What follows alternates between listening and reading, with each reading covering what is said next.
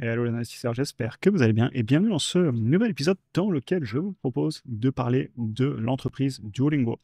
On en avait parlé il y a 2 mois en septembre et je refais une mise à jour tout simplement parce que l'entreprise a beaucoup corrigé depuis cette période. On était à 289 $. Aujourd'hui, on est à 186 $. Donc, on va regarder ensemble rapidement ce que fait l'entreprise, repasser dans les documents financiers des derniers résultats qui ont été publiés.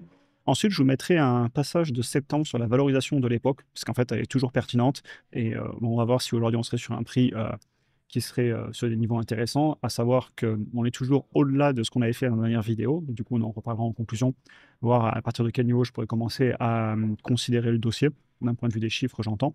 Et donc voilà, une conclusion sur l'entreprise. Et pour information, pour les membres de la communauté et du programme, on a fait ce matin une grosse vidéo d'analyse quantitative dans laquelle on a fait Rocket Lab, Ardelix, Zoetis, ASTS et InPost. Donc n'hésitez pas à aller voir ça sur School. C'est posté et on fait beaucoup de quantitatifs ensemble. Et pour tous ceux qui veulent nous rejoindre, vous avez les liens en description pour avoir accès aux vidéos, live, analyses qu'on fait ensemble, prix cible, portefeuille, ordre d'achat et de vente, etc. Et évidemment, comme d'habitude, si les gens ont un conseil en investissement, je vous partage ce que je découvre sur une entreprise, mais chacun prendra ses propres décisions avec son argent.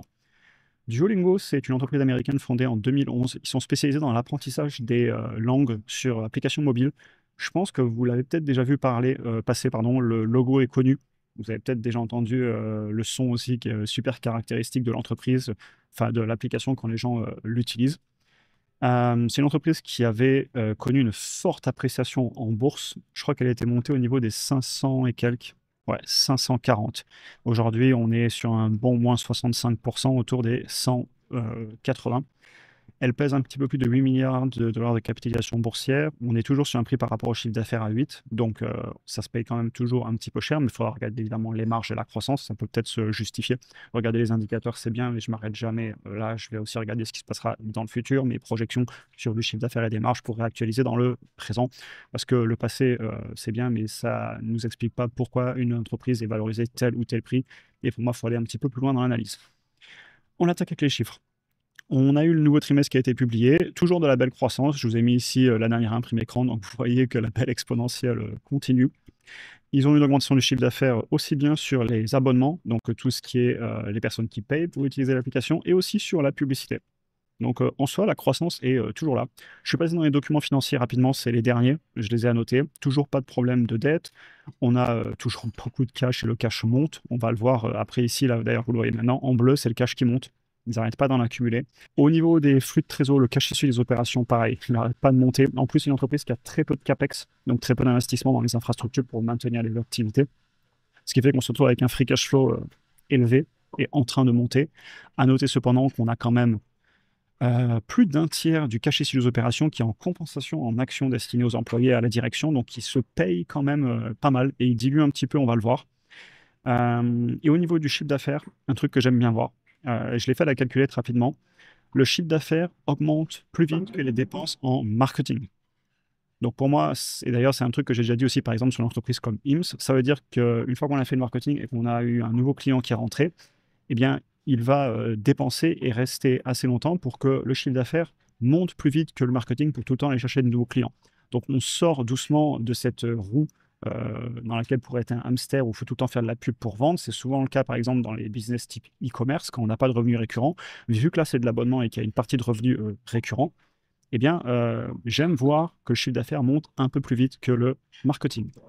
Voilà, voilà. Au niveau des marges d'entreprise, qui a des marges brutes élevées, logique, c'est du logiciel, les marges nettes et les marges sur flux de trésor surtout sont positives et plutôt stables. Et d'ailleurs, positives, vous voyez, depuis maintenant plus de 2 ans. Donc l'entreprise est rentable. Et si on regarde ensemble, vous allez le voir, les flux de trésor montent, le cash monte, le chiffre d'affaires monte, les dépenses en marketing montent aussi, mais pas aussi vite. Et là, c'est hyper flagrant, hein, si vous regardez. Vous voyez que ça monte pas aussi vite, le marketing, par rapport au free cash flow et au chiffre d'affaires. Et c'est hyper propre, en fait. Le bilan, il n'y a aucun souci. Et cette entreprise, je me rappelle de ma conclusion de l'autre fois, c'est qu'en fait, je vois beaucoup de choses positives. Le seul truc qui m'embêtait, c'était la valorisation qui était assez impressionnante. Et en plus, on avait des analystes, et je vous remettrai le passage, qui nous disaient que le prix était OK. Et je ne comprenais pas quand je faisais le fichier de projection. Et je comprends un peu mieux, mais toujours pas. Ça a toujours, enfin, on va en reparler, vous allez voir.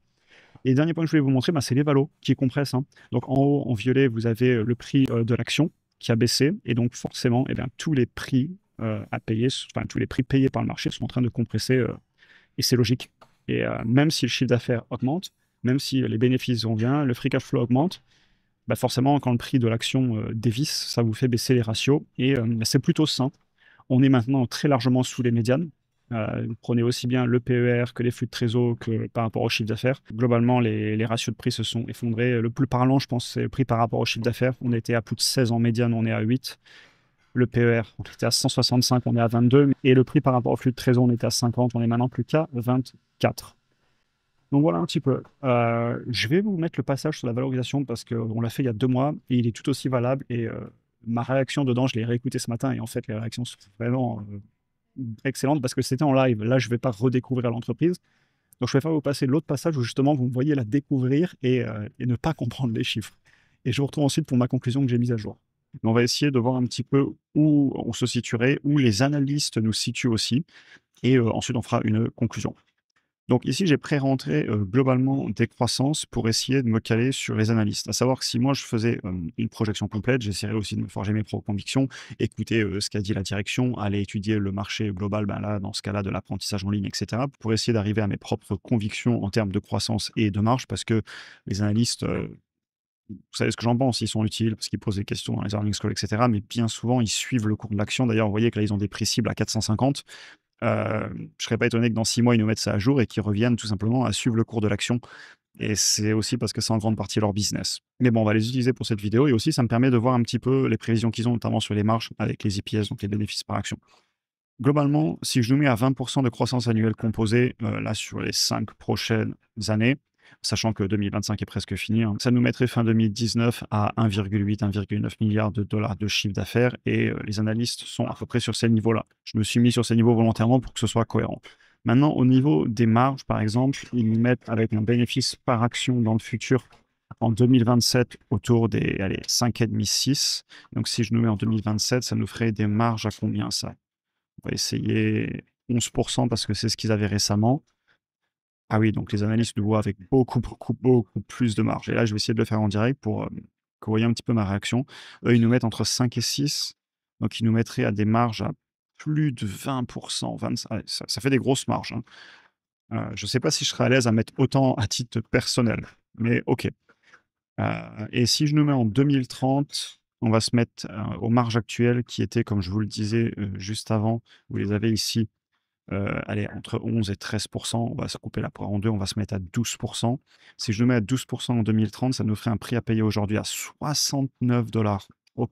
Je ne vais pas couper, je veux qu'on fasse en direct. Ça fait très très bas. L'action cote aujourd'hui à, on a dit combien? À 290. Et si je nous mets sur des marges allez, de 25%, ce qui ont l'air de penser les analyses dès 2027. Ici, j'ai fait le ratio entre BPA et donc les bénéfices par action et les chiffres d'affaires qu'ils nous estiment. 25%, 144 aujourd'hui à payer pour faire au moins 10% par an retour sur investissement contre 289. OK. Et si je nous mets alors sur un bénéfice par action assez négatif des analystes autour des 5, donc ça nous ferait des marges autour de 20%. Voilà, 4,98. Donc là, on correspond avec les analystes. En fait, ce que je fais là, c'est que j'essaie de voir où nous situent les analystes. Donc si je nous mets à 20% dans le futur, 115. OK. Et eux, ils nous disent qu'on peut la payer 450. Là, j'y suis pas du tout. Et je vous le fais en direct volontairement. Sachant que là, je demande au minimum 10% par an de retour sur investissement, je dilue. Alors, même si on ne dilue pas, on va dire qu'ils émettent plus d'actions, ce qui n'est pas forcément le cas, ça m'étonnerait. OK, mais quand même, on va le faire pour l'exercice, pour essayer de monter au maximum ce prix à payer. Pas de marge de sécurité, au moins 10% par an. Et le marché, moi j'ai mis qu'il nous mettait 25 fois les bénéfices, donc un marché quand même assez positif pour payer ça 25 fois les bénéfices. Même si je le monte à 30 fois, je le mets à 176 dollars, mais je suis pas du tout à l'aise avec ça, je reste à 25 perso. Les marges à 20% même, c'est beaucoup, hein.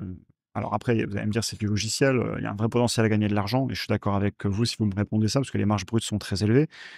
Mais bon, les 25-30%, faut aller les chercher, il faut une sacrée capacité à fixer les prix.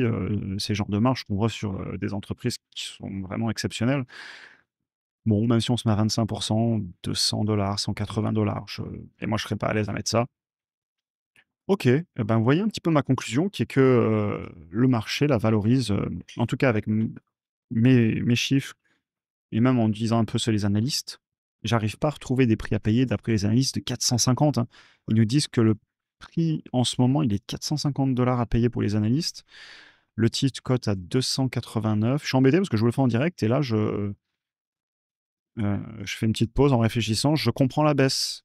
Je suis pas du tout choqué par la baisse et je vais mettre la vidéo en pause et vous écrire ma conclusion. Du coup, ma conclusion. J'aime bien le business model. Il y a beaucoup de peur autour de l'intelligence artificielle qui est disruptée, etc. Oui, l'IA leur prendra peut-être un petit peu de part de marché, mais je sais pas, quand je regarde les gens l'utiliser, j'ai l'impression que c'est au-delà de juste apprendre une langue. C'est gamifié, il faut se connecter tous les jours, c'est une façon ludique d'apprendre, etc. Et est-ce qu'une IA pourrait reproduire ça sur le long terme? Oui, c'est possible. Est-ce que les gens vont aller parler à une IA pour le faire ou juste continuer à utiliser une application? Je pense qu'on ne peut pas être avec des certitudes et vraiment dire c'est sûr à 100%. Le narratif est peut-être un peu exagéré. Par contre, ce qui était aussi exagéré, c'était la valorisation, à mon avis. La croissance, j'aime beaucoup ce que je vois. Les marges, j'aime ce que je vois. Le ratio, cash-dette, rien à dire. Le bilan comptable, rien à dire. Les flux de trésor sont là. Ça dilue toujours un petit peu quand même à surveiller. Et j'avais du mal à comprendre la valorisation. Et j'ai toujours du mal à comprendre la valorisation. Vous l'avez vu, où je vous ai remis le passage d'il y a moins de 2 mois là en direct. Et il faudrait vraiment que les croissances annuelles composées restent très élevées et que les marges soient très bonnes pour justifier, évidemment, les 287 $ d'il y a 2 mois. Vous connaissez ma conclusion de l'époque, je ne comprenais pas la valorisation. À 540, avec l'avis des analystes, je ne la comprenais pas non plus. Et d'ailleurs, je pense que les analystes sont déjà en train de baisser leur prix cible. Ils vont suivre le prix de l'action. Bah oui, ils ont déjà baissé. Logique. Ils vont baisser encore, hein. Si l'action continue de baisser, vous inquiétez pas. 186 $ aujourd'hui, je dormirai toujours pas sur mes deux oreilles à ce niveau de prix. Comme vous l'avez vu dans le passage, hein, 100 $ plus peut-être. Et encore, j'aime faire des bonnes affaires. Maintenant, est-ce que ça ira? Ne me faites pas dire ce que j'ai pas dit. Ça peut très bien ne pas y aller. Peut très bien repartir. Et dans ce cas-là, bravo à ceux qui sont dessus. Mais je suis obligé de suivre ma stratégie, d'appliquer. Et si je dors pas sur mes deux oreilles et que c'est trop cher à mon goût, je suis patient. Et je peux être très patient. Donc à court terme, est-ce que la baisse est finie ou pas? Aucune idée. Mais je suis obligé de m'en tenir à mon processus et à ma stratégie, sinon je suis plus dans le rationnel mais dans l'émotionnel. Trop cher à mon goût. Je vais suivre le dossier par contre, parce que la dégringolade pourrait continuer. Vous voyez, on a déjà fait, ne jamais dire jamais en bourse, hein. On a déjà fait un moins 65%. Si on nous fait un autre moins 40%, peut-être qu'on commence à arriver sur des niveaux de valo que je vais comprendre. C'est pas encore fait, mais et ça ira peut-être jamais. Je ne vais pas dire ce que j'ai pas dit. Mais à un moment, je suis obligé de suivre ma stratégie. J'ai pas beaucoup de place en portefeuille. Et donc, voilà, je fixe mon prix. Et puis ensuite, et c'est très important comme analogie. Je voulais vous le dire, parce que je l'avais déjà dit l'autre jour dans le school. C'était hyper intéressant comment je l'avais formulé. Il y a le prix que je veux payer. Et il y a le marché, le prix qu'il me donne. Et si le marché me donne pas le prix que je veux, la seule chose que j'ai à faire, c'est de rester assis et de rien faire. Charlie Munger le disait avec un petit peu moins de tact, qui repose en paix. Mais je suis très d'accord avec lui. Donc voilà, je serai patient. Ne jamais dire jamais, affaire à suivre. Et écoutez, j'espère que la vidéo vous aura intéressé. N'hésitez pas à me dire en commentaire ce que vous en avez pensé. C'est intéressant, je trouve, quand je ressors des premières réactions que j'ai eues en live à l'époque, parce que j'ai trouvé le passage très bon. Donc je me suis dit, je vais leur rejouer. Et par contre, j'ai pu ressortir voilà, les derniers chiffres. Comme ça, je les ai sortis. C'est les documents qui ont été publiés il y a une semaine, là. Une mise à jour des chiffres, etc. Et voilà, je continuerai à la suivre parce que j'aime ce que je vois.